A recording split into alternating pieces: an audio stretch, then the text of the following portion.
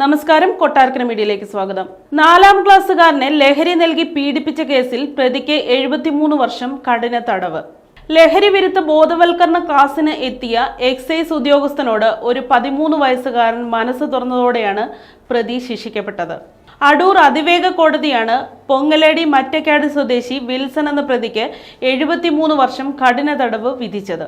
സംഭവത്തെക്കുറിച്ച് എക്സൈസ് പറയുന്നത് ഇങ്ങനെ: പത്തനംതിട്ട അടൂരിലാണ് സംഭവം നടന്നത്. സ്കൂളിൽ ലഹരി വിരുദ്ധ ബോധവൽക്കരണ ക്ലാസ്സിനെത്തിയ എക്സൈസ് ഉദ്യോഗസ്ഥനോട് ഒരു 13 വയസ്സുകാരൻ മനസ്സ് തുറന്നു.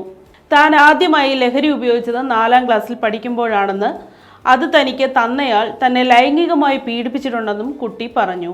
അന്ന് അടൂർ എക്സൈസ് റേഞ്ച് ഓഫീസിൽ ജോലി ചെയ്തിരുന്ന, നിലവിൽ തിരുവല്ല എക്സൈസ് റേഞ്ച് ഓഫീസിൽ ജോലി ചെയ്യുന്ന grade preventive officer MK Venugopal എന്ന ഉദ്യോഗസ്ഥനോടാണ് കുട്ടി ഇക്കാര്യം തുറന്നു പറഞ്ഞത്. പൊതുവെ കുട്ടികൾക്ക് കാക്കി യൂണിഫോം ധരിച്ചവരെ ഭയമാണ്. എത്ര അടുപ്പം കാണിച്ചാലും അവർ ഒന്ന് അകന്നു നിൽക്കും. കുട്ടിക്കാലത്ത് ഭക്ഷണം കഴിച്ചില്ലെങ്കിൽ പോലീസ് വന്ന് പിടിച്ചോണ്ടു പോകുമെന്ന് പറഞ്ഞ് അമ്മമാർ പേടിപ്പിക്കാറുണ്ടല്ലോ. അതിന്റെ പരിണിത ഫലമാകാം ഇതെന്ന് എക്സൈസ് പറയുന്നു. എന്നാൽ ഇവിടെ സംഭവിച്ചത് എക്സൈസ് മാമനോട് തുറന്നു പറയാൻ കുട്ടി ധൈര്യപ്പെട്ടു. 4ാം ക്ലാസ്സിൽ പഠിക്കുന്ന സമയത്ത് കളിസ്ഥലത്തിന് സമീപമുള്ള ആളില്ലാത്ത വീടിന്റെ ശുചിമുറിയിൽ കൊണ്ടുപോയാണ് പ്രതി കുട്ടിയെ പീഡിപ്പിച്ചത്. ലഹരി മരുന്ന് നൽകിയാണ് പ്രതി പീഡനത്തിന് അനുകൂല സാഹചര്യം ഒരുക്കിയത്. 3 വർഷത്തോളം ഇത് തുടർന്നു. സംഭവത്തിന്റെ ഗൗരവം മനസ്സിലാക്കിയ വേണുഗോപാൽ ഇത് കൊടുമൺ പോലീസ് സ്റ്റേഷൻ SHOയെ അറിയിച്ചു.